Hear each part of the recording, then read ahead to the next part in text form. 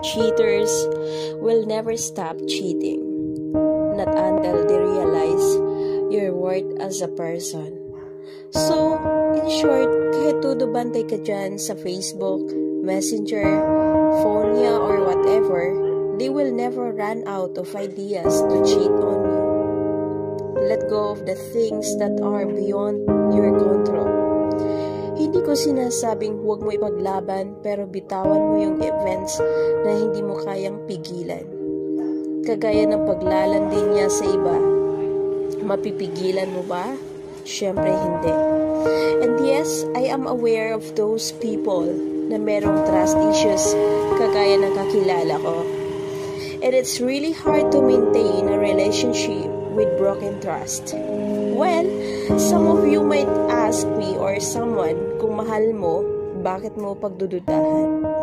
Or why stay sa relasyon na wala ka namang palang tiwala? Nasa sa iyo naman yung kung ipaglalaban mo o hindi. You should know your battleground kasi hindi lahat ng relasyon, tao o giyera ay hindi worth it ipaglaban. Mas worth it pa yung ibang isuko kaysa sa ipagpilitan ang hindi dapat. What I'm trying to say is that cheaters will never stop cheating. Not until ma-realize nilang AA&J ka na pala. Na all of this time, tinitake advantage ka lang pala nila. Itigil mo yung kababantay sa kanila kasi the more na mas iniisip mo kung niloloko ka ba o hindi, kung ikaw pa ba o hindi, mas maraming oras lang ang nasasayang na dapat masaya ka.